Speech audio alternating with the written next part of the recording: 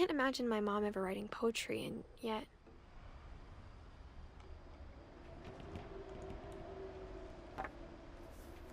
A poem for Gus, who always said the wedding was a bad idea. Our father never hit us kids, at least not very hard, before the day my brother said with teenage disregard that he'd be dead before he'd see a wedding in our yard.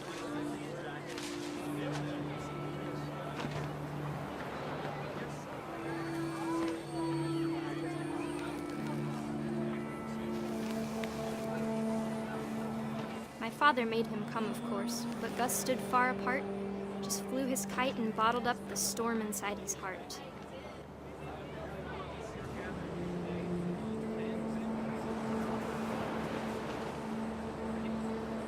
I tried to talk him out of it, but though he'd never met her, "We don't need a stepmom," were the words that I now remember. pronounce you husband and wife.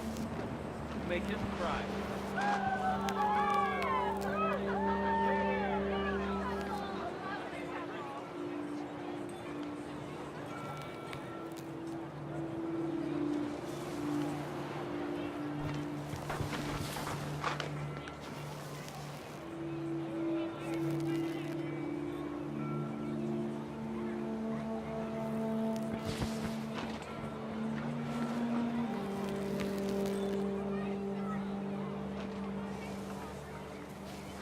When the time for photos came, Dad ordered him to Come here. But Gus declined, and as a sign held up his middle finger.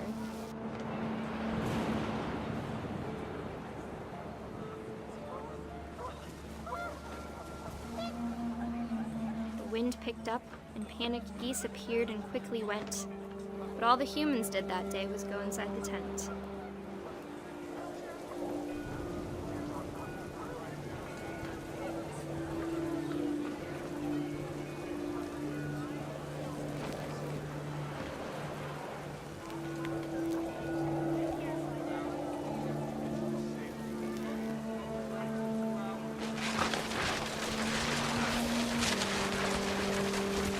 The rain came down in buckets then, but no one seemed afraid that nature might destroy the tent our dad had crudely made.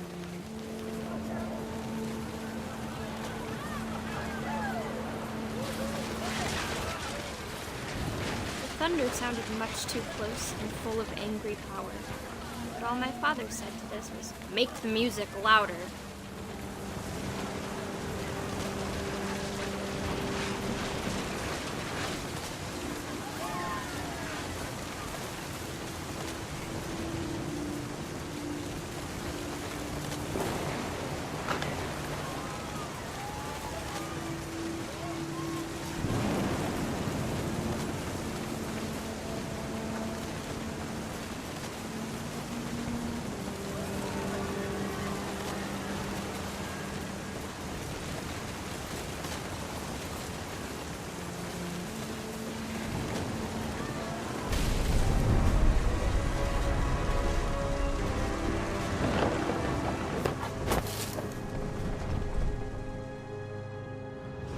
I wish that I could truly say I thought about you on that day.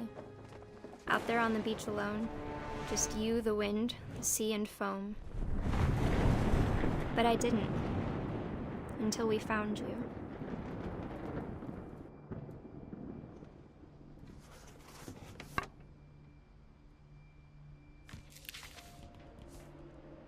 She never talked about him, but Mom told me once if I was a boy, they were going to name me Gus.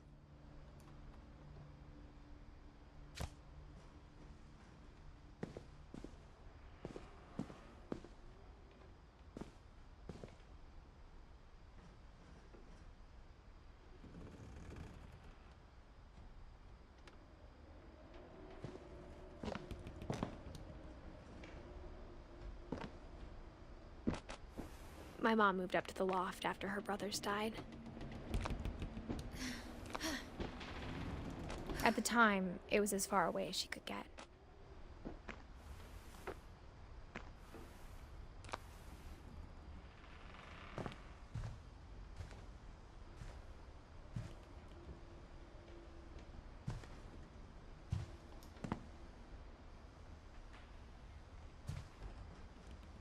Religion was another thing my mom never talked about. but I think it helped her a lot after her dad died.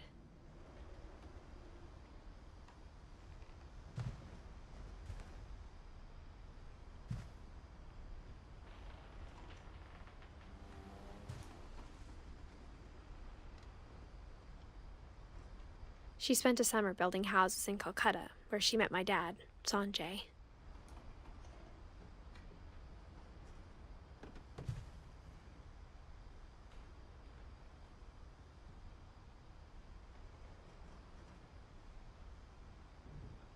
My mom moved to India a week after graduation and got a job teaching English. Louis was born a year later.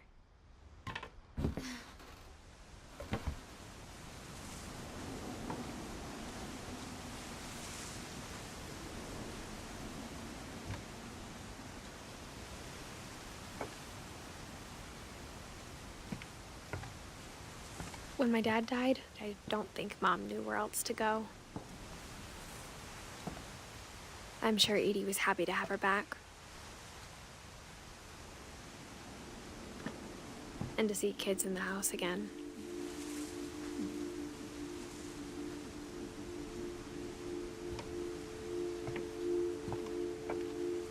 The house had to get a little bigger, but Edie was used to that.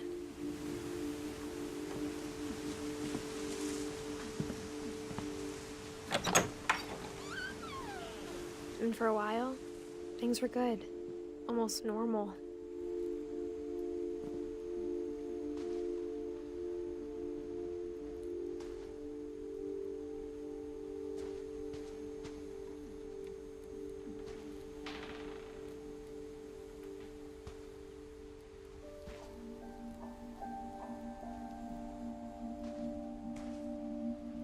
But it didn't last.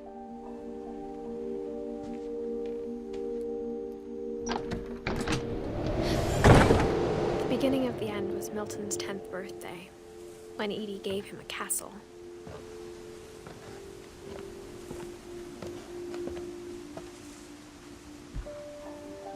After Milton disappeared, the only thing he left behind was a room full of paintings.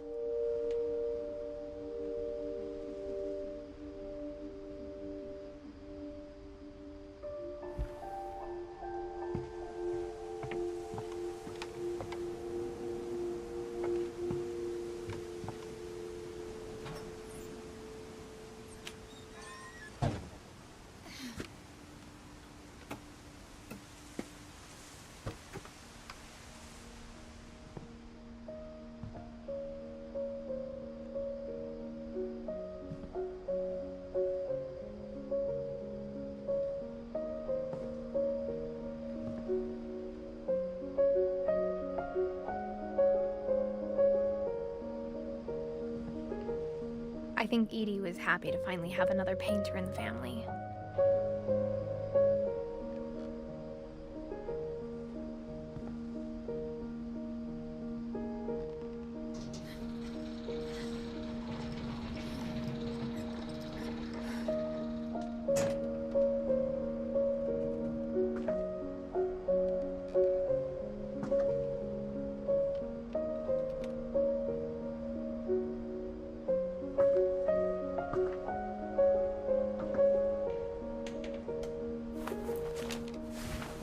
Milton Finch in The Magic Paintbrush.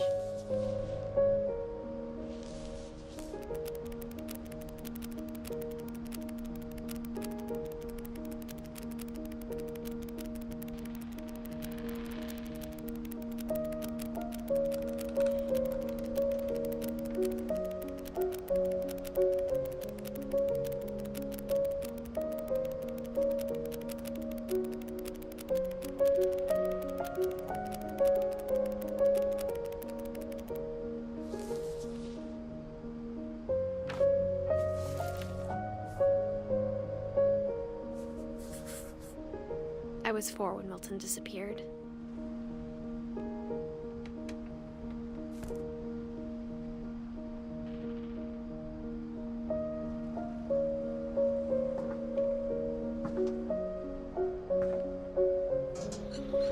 Mom spent months searching for my brother. Then she sealed the doors.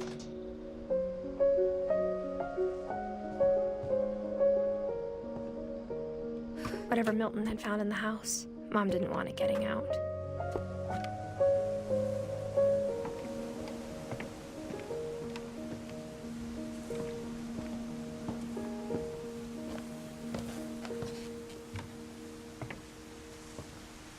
Mom definitely blamed Edie, but I think Louis blamed himself.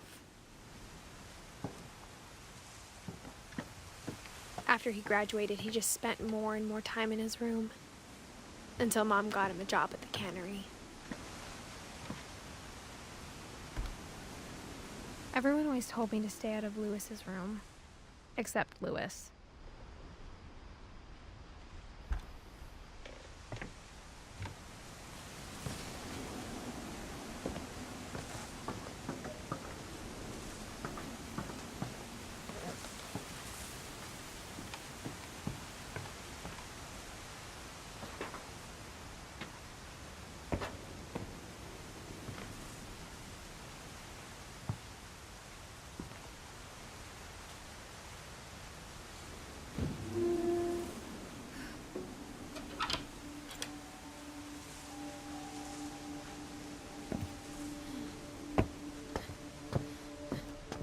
Louis's room smelled very, very familiar.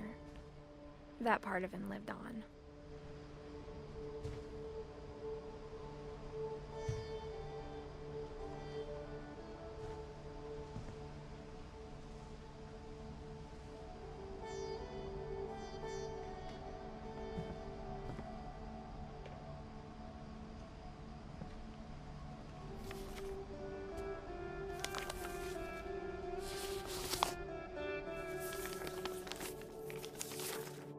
Dear Mrs. Finch, as Lewis's psychiatrist, I can understand your desire for an explanation.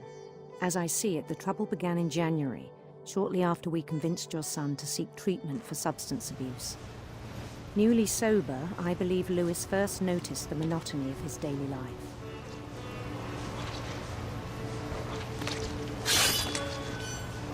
He kept working at the cannery, but he withdrew part of himself. In our sessions, I saw the same behavior. His mind began to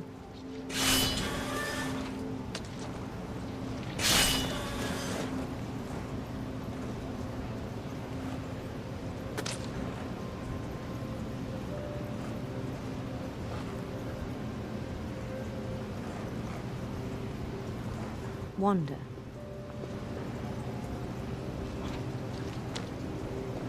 I asked him to describe it. He said he started small, imagining a labyrinth.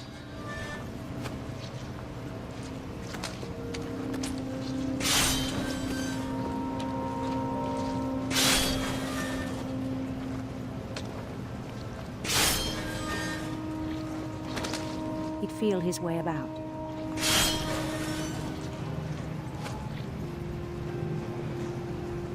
Then something moved. Bats. And toads.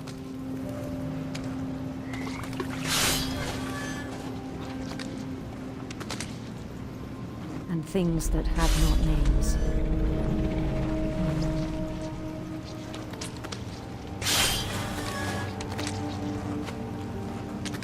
He knew it was all in his head. He took it very seriously. I had hoped he'd find himself.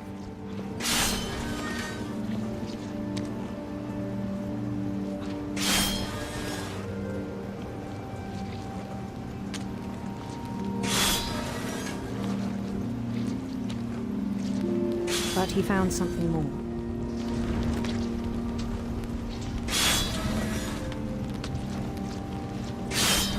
I worried about him then.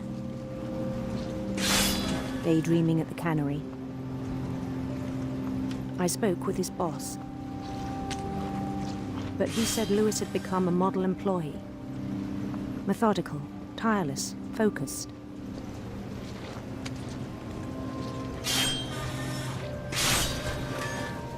Like a whole new Lewis. so I let him go on.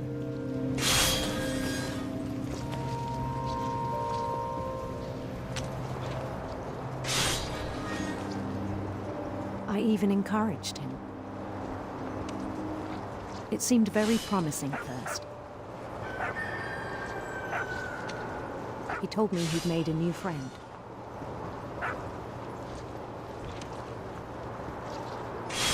On the edge of a city he named Louis Topia.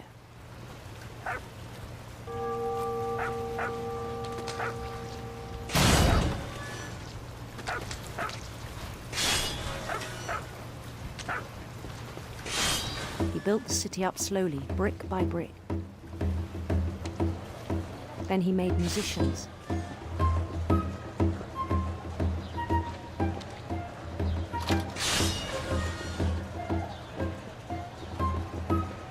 And songs for them to play. He talked about starting a band. And he was always humming something. Every day his imagination grew stronger. He no longer spoke at the cannery. But his chopping was as reliable as ever. Then one day it struck him that all the cheering crowds, even the stones under his feet, were all in his imagination. So he could do whatever he wished.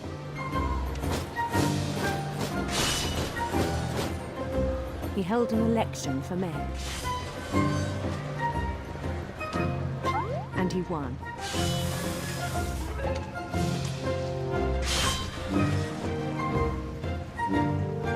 They begged him to stay, but his mind was already wandering. It became a game for him.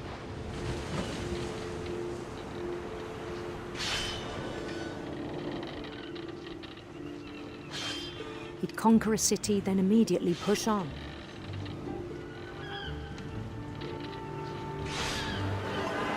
New Louisville.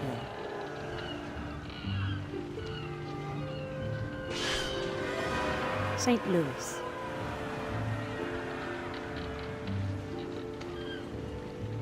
He started drifting away from our reality.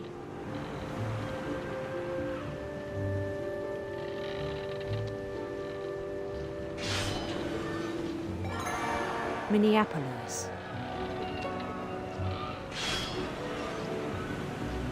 Until one day he forgot to go home from the cannery.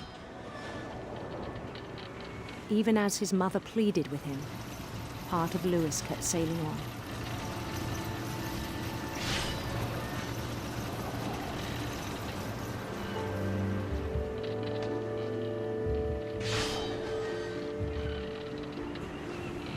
In Louisburg, he heard rumors of a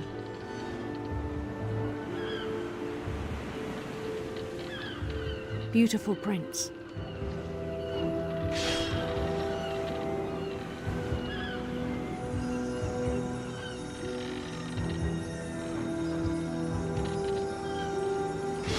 The prince was on his own quest for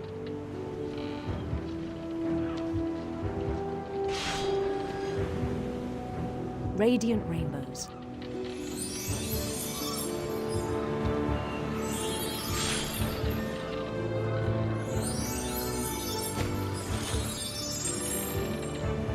He followed the sound of his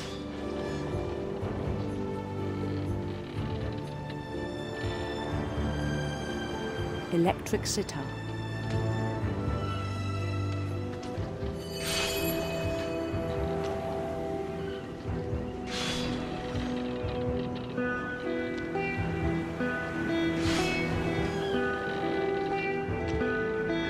His chase led him to a golden palace east of the sun and west of the moon. Even then, his logic remained sound.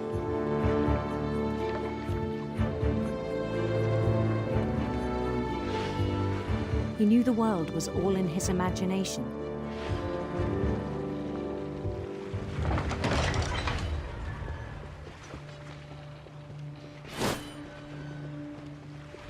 but he was so proud of having created it.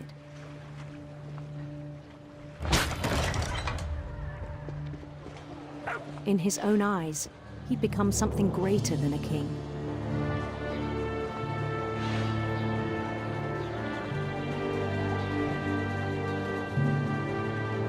For someone who'd never known success in the real world, I think it was overwhelming.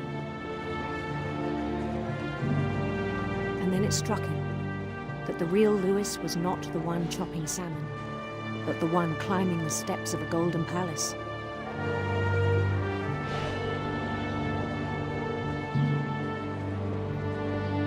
My imagination is as real as my body, he told me. It was hard to argue with him.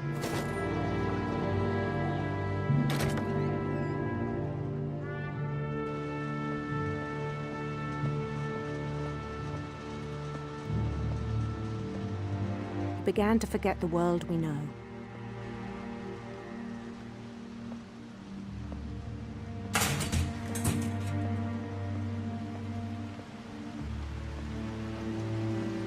I think it pained him to remember Lewis, the cannery worker.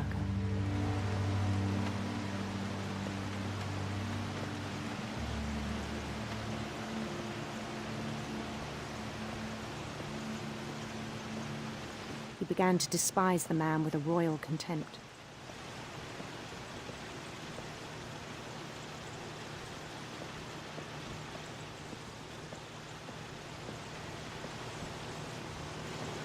I still thought I could save him.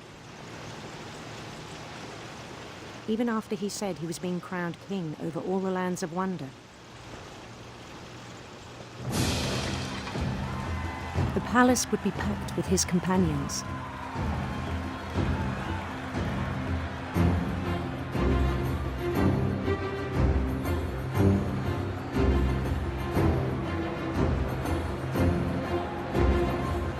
Including the wise Calico who'd insisted on inviting him.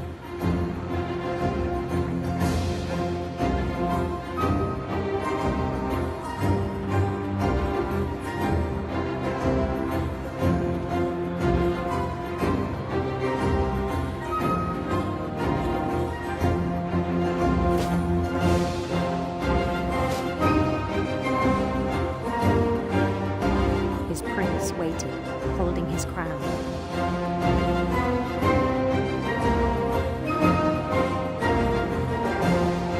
There was only one thing left to do.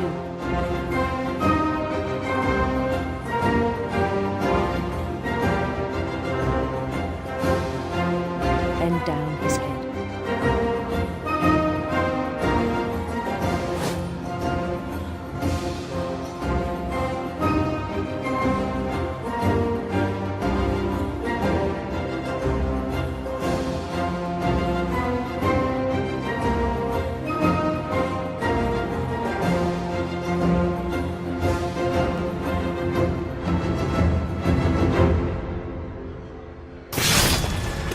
I think you know. Mrs. Finch, your son was a kind man who will be missed by all of us who knew him.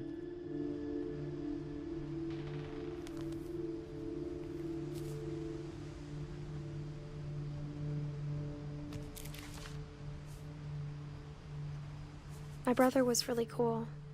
I wish you could have met him.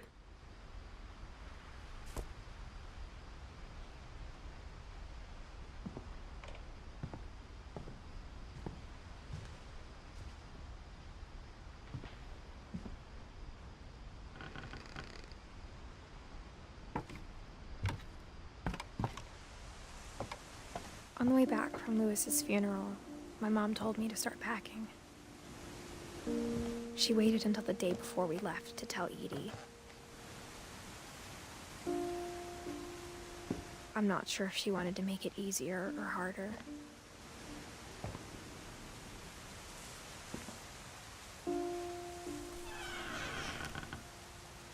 I wish we'd stayed. But I understand why we left.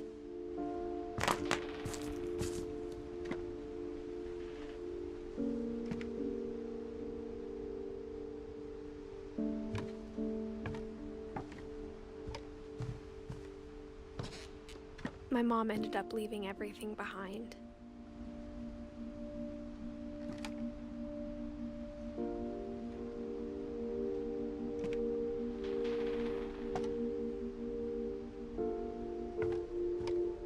What happened that night had been coming for a long time. Maybe it should have come sooner.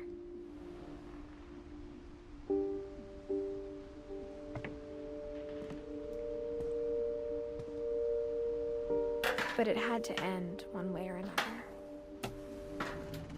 All that's left now was to tell you about that last night.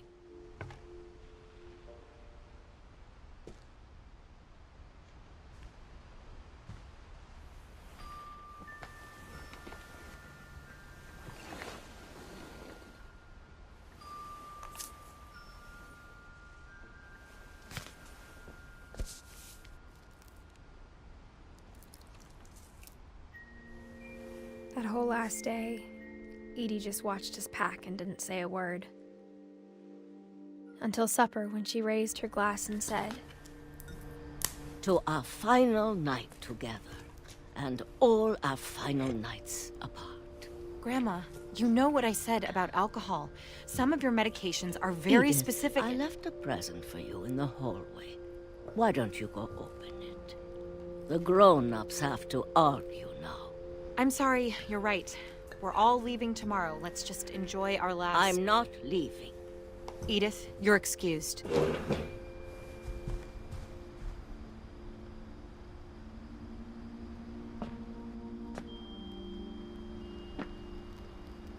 the power had been shut off that morning, but Edie always had plenty of candles. When my mom sealed the library, I don't think she knew about the other entrance. Or that Edie had a key to it.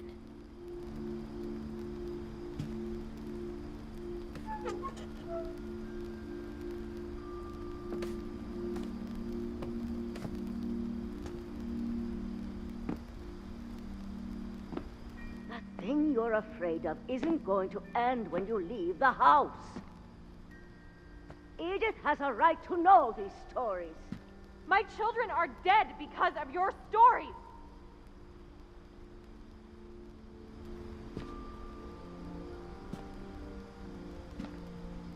I think it's best if Edith and I leave tonight. We'll have the nursing home send a van for you in the morning, okay?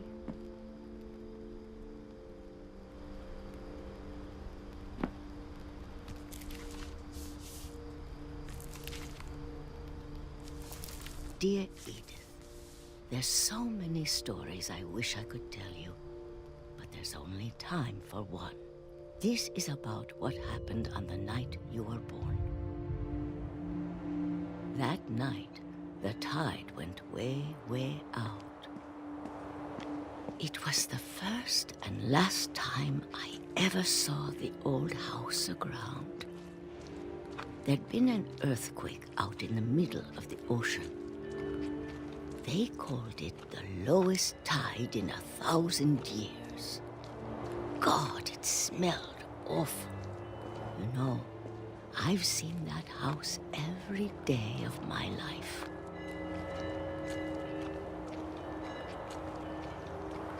But I never thought I'd go back to it. When the fog rolled in, I lost my way.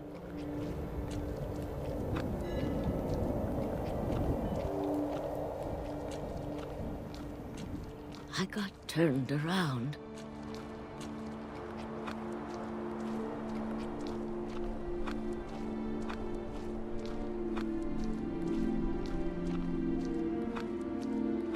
For a while, I wandered. I started seeing things.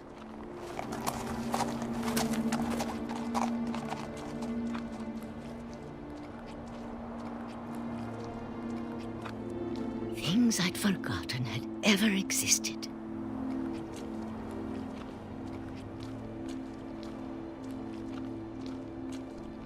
But when I saw them, they felt like old friends. That night, a lot of things came back to me. Or maybe I came back to them.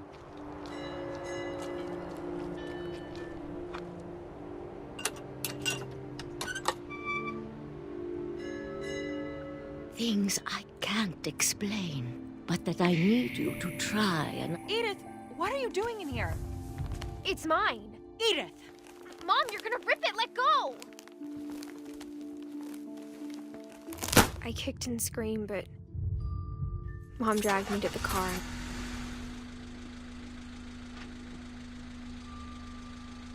I never saw Great-Grandma Edie again. The next morning, the van came to pick her up, but she was already gone. After that, we moved around a lot.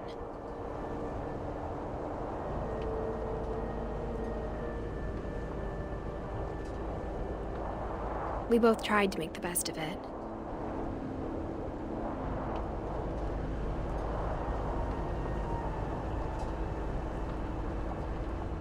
A few years went by.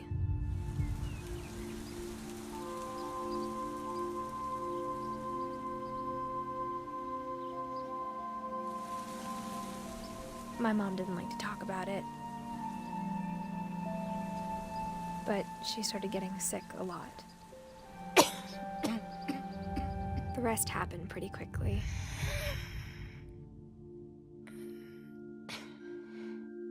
She got better for a while,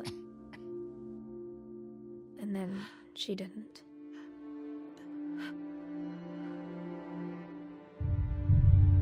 And then I was alone.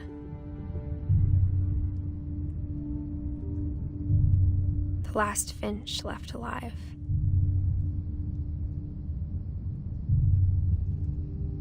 Until I found out about you. I'm still not sure what to tell you about all this. If we lived forever, maybe we'd have time to understand things. But as it is, I think the best we can do is try to open our eyes. And appreciate how strange and brief all of this is. This journal was supposed to be for you. But now I hope you'll never see it. I just want to meet you and tell you all these stories myself. But I guess if you're reading this now, things didn't work out that way.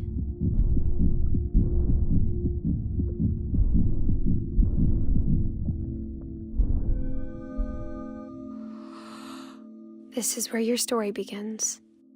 I'm sorry I won't be there to see it. It's a lot to ask, but I don't want you to be sad that I'm gone. I want you to be amazed that any of us ever had a chance to be here at all. Good luck.